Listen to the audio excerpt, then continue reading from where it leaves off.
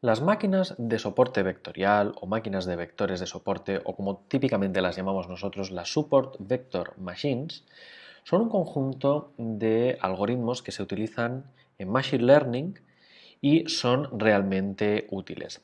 Sirven tanto para resolver problemas relacionados con la clasificación, que es lo que nos ocupa a nosotros, como para la regresión. Y la idea es la siguiente: dado un conjunto de muestras de entrenamiento, como lo hacemos siempre, lo que queremos es etiquetar sus clases y entrenar una super vector machine para construir un modelo que nos prediga la clase de una nueva muestra no incluida en la inicial.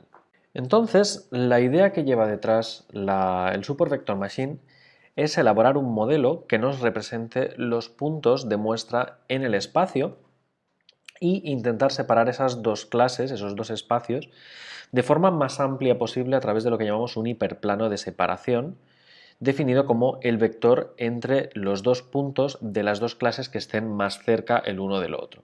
Esto es lo que se llama el vector de soporte.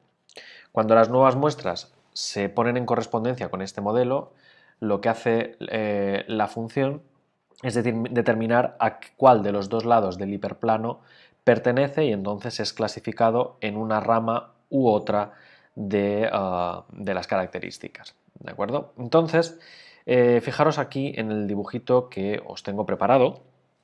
La idea es que tenéis pues, una muestra dividida en dos categorías diferentes y se trata de encontrar un hiperplano. En este caso, como estoy en dos dimensiones, un hiperplano en dimensión 2 es una recta, y por tanto se trata de buscar de todas las rectas posibles que hay, aquella que mejor me separe las dos muestras. Fijaros que estas tres que tenéis aquí pintadas serían posibles hiperplanos. Está claro que H1 y H2 son mejores hiperplanos de separación que H3. H3 separa, pero es que me junta todo en el mismo sitio, mientras que H1 y H2 son dos hiperplanos probablemente válidos para separar. Entonces, de todo el conjunto infinito de hiperplanos, rectas en este caso, que llevan a cabo la clasificación, ¿cuál es la mejor y cómo se define? La mejor será aquella que nos permita obtener un margen máximo entre los elementos de las dos categorías sin sacrificar elementos. Fijaros que aquí la de color rojo está muy separada de los puntos de color verde y también de color azul. Y la vertical pues tiene aquí una separación horizontal que es un poquito más pequeña, ¿no? Entonces entre una y otra podríamos intentar decidir cuál es mejor y por qué. En este caso, fijaros, en este segundo ejemplo, está claro que el hiperplano H1, el de color verde, pues no separa ni flowers, y que entre H2 y H3 podría haber infinitas rectas separando los dos conjuntos de datos.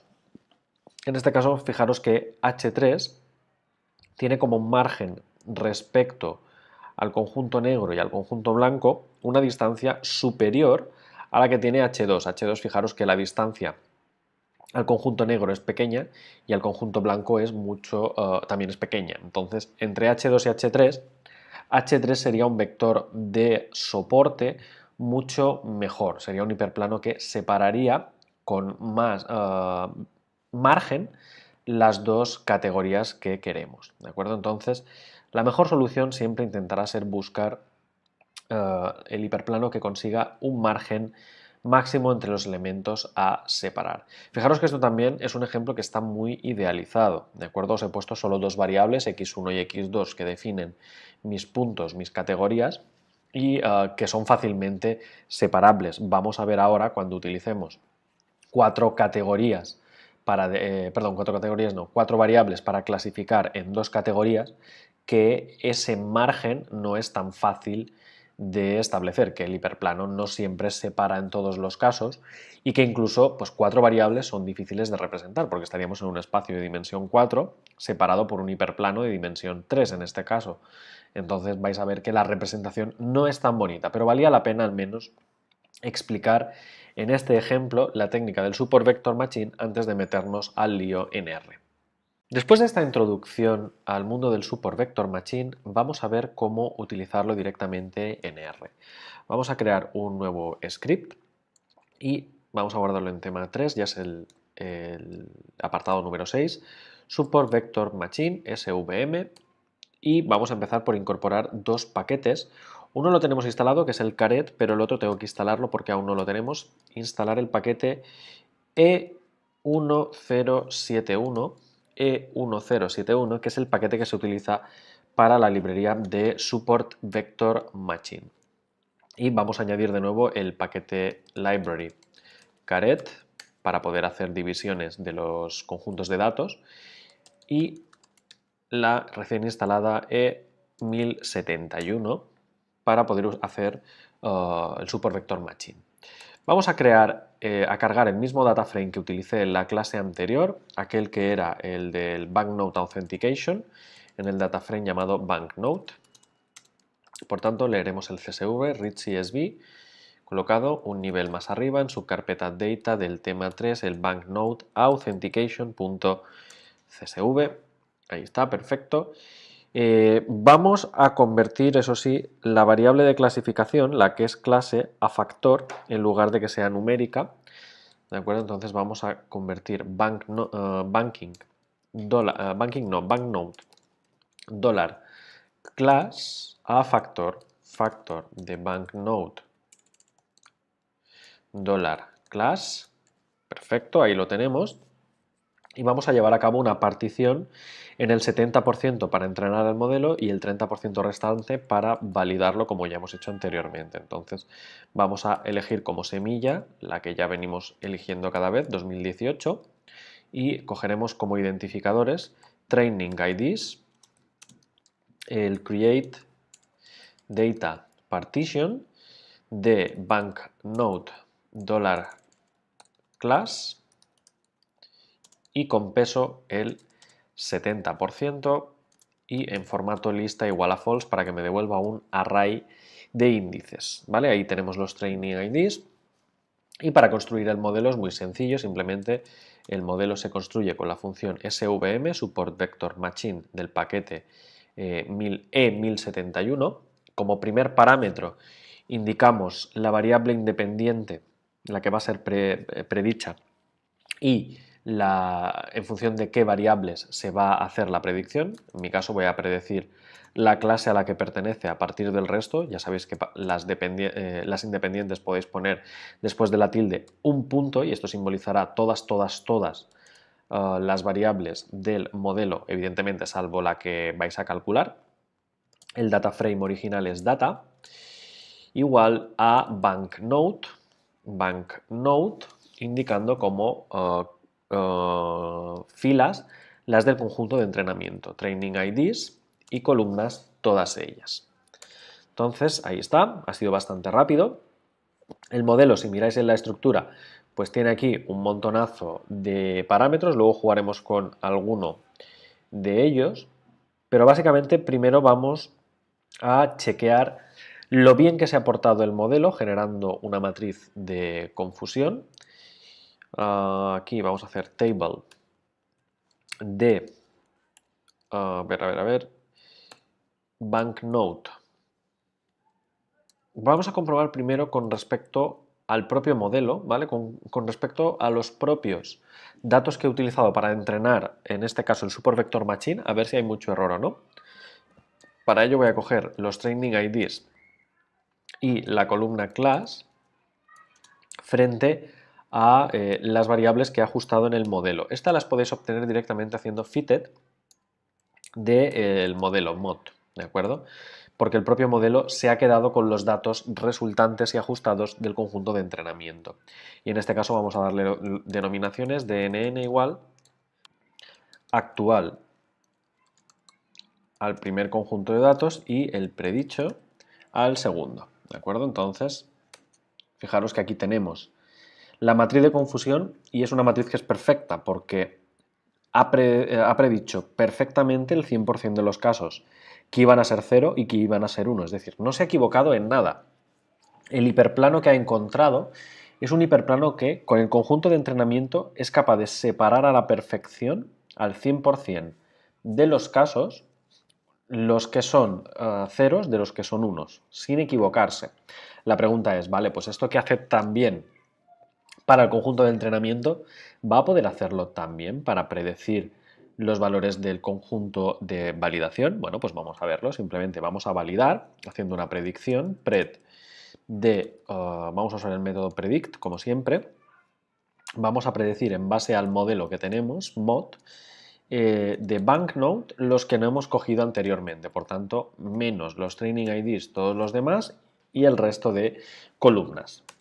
¿Vale? Ahí tenemos la predicción y vamos a hacer una matriz de confusión para intentar explicar si se ha equivocado mucho o poco respecto al modelo original. Table, cogemos de banknote, excepto los training IDs, todos los demás, menos training IDs, y cojo la columna class enfrente de los valores que hemos predecido con el modelo pred y utilizo el DNN igual a actual para el conjunto de datos original y el predicho para el conjunto de datos final.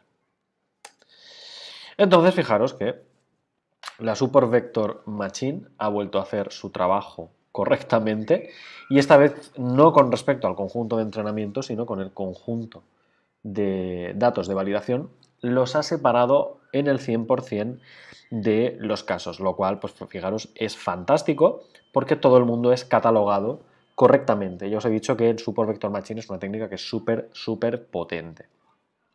Vamos a hacer un plot del modelo aplicado a la partición de entrenamiento para ver cómo los ha separado. Evidentemente no podemos representar un espacio de 4 dimensiones porque solo tenemos 2 o incluso 3 dimensiones sobre las cuales poder hacer una representación medianamente útil.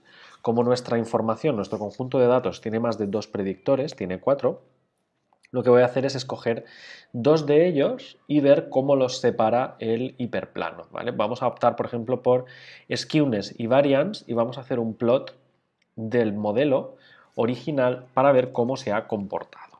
Vamos a ver aquí, plot del modelo original mod, usando los datos del DataFrame Banknote correspondientes al conjunto de entrenamiento, training IDs y todas las columnas, y de todos ellos representa, por ejemplo, skewness enfrente de varianza. ¿Vale? Ahí está. Fijaros, aquí tenemos una representación. Le ha costado un poquito. Y fijaros que el Support Vector Machine básicamente ahora ya no separa con rectas, ¿vale? Separa aquí con algo que es un hiperplano en un espacio de dimensión superior que al proyectar, en este caso, sobre la componente de varianza y de skewness, pues nos da un resultado bastante bueno, ¿de acuerdo? Fijaros aquí cómo pues podemos llevar a cabo la representación sin ningún problema y tenemos las 2 categorías dentro de las cuales caer con la predicción. Tenemos aquí la categoría 0 de color azul y la categoría 1 de color rojo y fijaros cómo tenemos aquí dentro todos los puntos que caen en un lado u otro de la clasificación, ¿de acuerdo? Entonces tenemos una muy buena clasificación, ya os digo, esto es para los datos los propios que utilizábamos para entrenar, en este caso, el Support Vector Machine. Podemos intentar hacer el mismo gráfico y ver si nos equivocamos mucho, de ver cómo el modelo predice o separa, mejor dicho, los datos del conjunto de validación. De banknote cogemos, excepto los training IDs, todos los demás, menos training IDs y todas las columnas, y de nuevo vamos a intentar representar skewness frente a variance, a la varianza, a ver cómo lo hace. Fijaros que la separación es la misma y en este caso los datos son separados también correctamente, ¿de acuerdo? Cada uno cae dentro del conjunto que le pertoca. Entonces vamos a repasar cómo hemos hecho la clasificación, en este caso con Support Vector Machine. El modelo utiliza un truco basado en un núcleo de convolución, en lo que llamamos un kernel, para transformar información que no es lineal en principio en espacios de dimensión superior donde la información se puede separar más fácilmente con una frontera o con hiperplanos que maximicen la anchura, lo que llamamos el margen, entre los diferentes casos. En este caso, al hacerlo así, al trabajar en espacios de dimensiones superiores, se evita el problema que ya hemos dicho de overfitting, ¿no? De que básicamente hacemos un modelo que solo se ajusta al conjunto de entrenamiento, pero luego no trabaja correctamente con el conjunto de validación o con cualquier otro elemento que quiera ser clasificado, haciendo uso de la regularización y en general no sufre de los problemas que pasaba en alguna de las otras técnicas, ¿no? Entonces la función SVM, esta que hemos utilizado al principio de todo, determina el tipo de modelo, si tiene que ser de clasificación o de regresión, basado en la naturaleza de la variable a predecir. En el caso en que dicha variable es un factor, SVM construye un modelo que clasifica, ¿de acuerdo? Lo mínimo que necesito darle es una fórmula y el dataset para utilizar como argumentos. Fijaros que aquí la fórmula lo único que le he dicho es las variables que debían ser utilizadas como variable de clasificación, la clase frente a que el resto fueran variables predictoras, y el data frame de partida básicamente era del original quedarme solo con el conjunto de entrenamiento, los training IDs. El objeto resultante, el objeto modelo, contiene un modelo con el que podemos crear una matriz de confusión y ver si nos hemos equivocado mucho o poco en la predicción. De hecho, nos damos cuenta de que no hay ni un solo error, de que realmente el modelo ha predicho muy bien todos los casos. El modelo, fijaros que también retiene los valores ajustados dentro de la partición, de que le puedo pedir al modelo los valores fitted, los valores que ha llevado dentro de sí para construirse, y así no necesito volver a acceder a ellos para crear la predicción, ya vienen intrínsecos, ¿de acuerdo? Luego hemos generado las predicciones del modelo para la partición de validación y nos hemos dado cuenta que el resultado también era bastante bueno. Para ello, lo único que necesitamos pasar como argumentos son el modelo original y los datos para los cuales quiero hacer las predicciones. Finalmente, fijaros que la función plot nos ha hecho un diagrama representándonos el modelo. Le hemos pasado como argumentos el modelo que nos ha elaborado el Support Vector Machine y la información sobre la cual quiero hacer el plot, en este caso el conjunto o bien de datos de entrenamiento por un lado o bien el conjunto de validación por otro. Si la información solo tiene dos predictores, vamos a necesitar indicar de todas las variables que utilizamos para predecir cuáles son aquellas que quiero representar, ¿de acuerdo? Entonces, en nuestro ejemplo teníamos 4 predictores, pero solo hemos elegido 2 de ellos para hacer el plot. Fijaros que por ello, a pesar de que hay 2 regiones en el espacio, parece ser que hay como puntos que caen dentro de la región que no toca, es decir, casi todos los negros están correctamente situados en la zona de fondo azul y casi todos los rojos están correctamente situados en su zona de color rosa. Sin embargo, hay alguno que cae donde no toca. Entonces, ¿qué ha hecho? ¿Me lo ha clasificado mal? Porque hemos visto que la matriz de confusión me decía que el 100% de casos habían sido determinados correctamente. La respuesta es no, no es que lo haya clasificado mal, es que solo con 2 dimensiones no es posible separar todo el conjunto de puntos. De hecho, podríamos intentar representar en lugar de skew y variance algunas otras 2 variables e intentar ver que todos los elementos son separados correctamente. Y finalmente, deciros que por defecto, cuando utilicéis la librería de Support Vector Machine, dicha función permite uso de diferentes parámetros.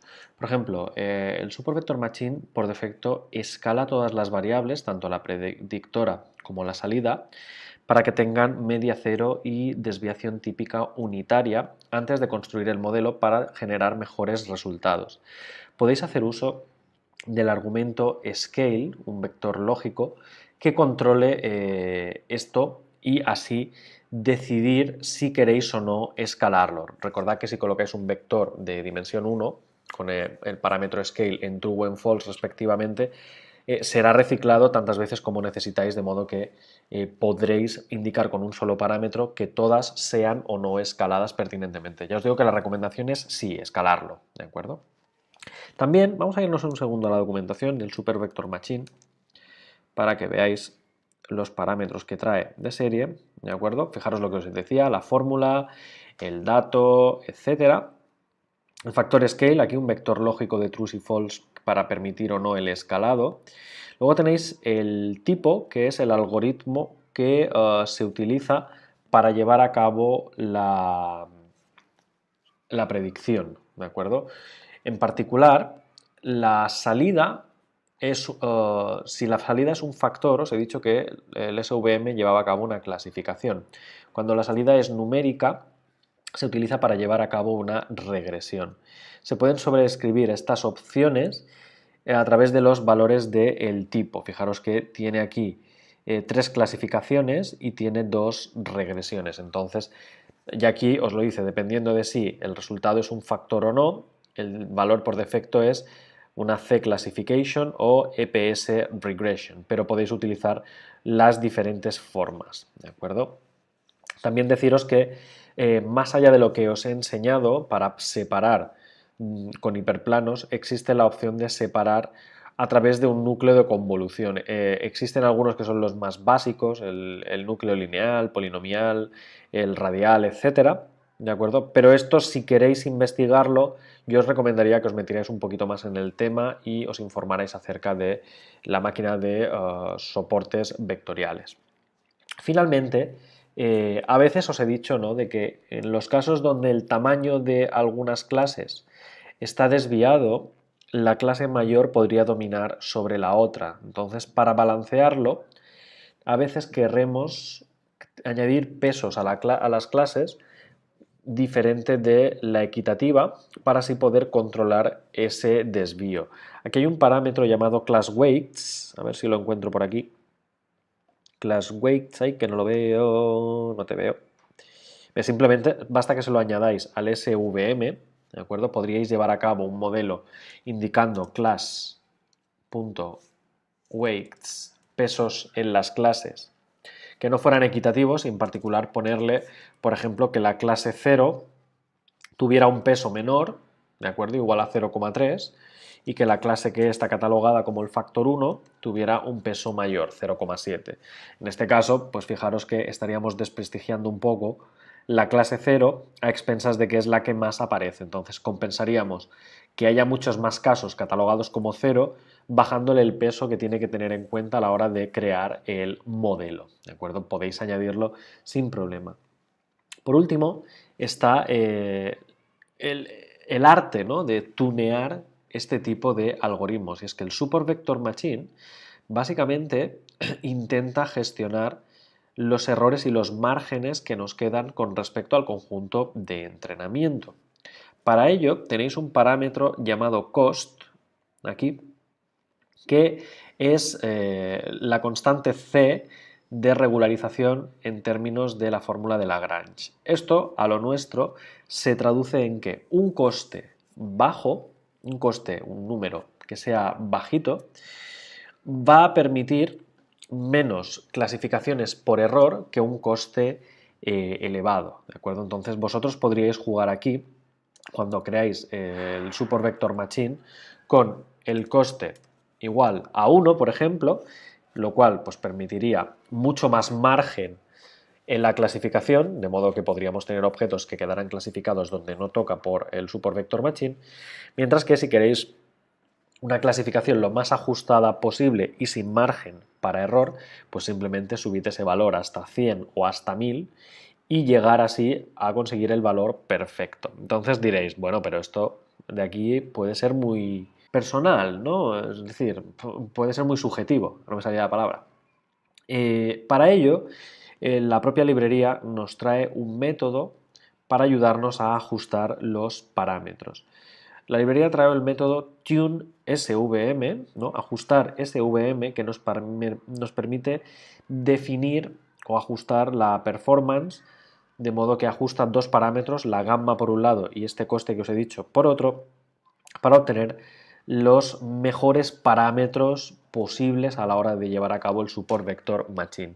Este sí que vale la pena que os lo escriba, porque si aquí generamos un objeto tuned a partir de la función tuneSVM, Yo aquí le paso el SVM que quiero llevar a cabo, clase en función de resto de variables, cógeme como data frame el banknote de los training IDs y todas las columnas, y básicamente a la función tune lo único que le tengo que indicar es el rango de valores donde quiero que pruebe. Por ejemplo, que me pruebe gammas del orden de 10 elevado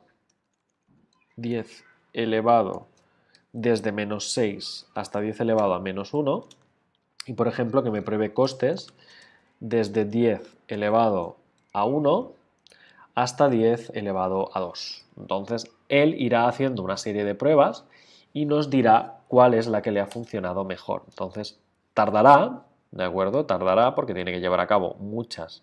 De hecho, no sé si me ha dado un error, bueno, es un warning. A lo mejor alguno de los casos no le ha funcionado. Vamos a ver si me da un resumen, un summary de Tunet. Sí, fijaros, ahí está. Ha hecho todas las combinaciones posibles, ¿de acuerdo? Ha probado con costes 10 y 100 para las diferentes gammas. Y fijaros que aquí me dice de todos los parámetros que he ido probando, el error que se obtiene y la dispersión. Es decir, intentamos abogar por la máxima eficiencia y precisión a la hora de la predicción. Entonces, deberíamos quedarnos con una gamma y con un coste que minimice el error para obtener los mejores resultados posibles.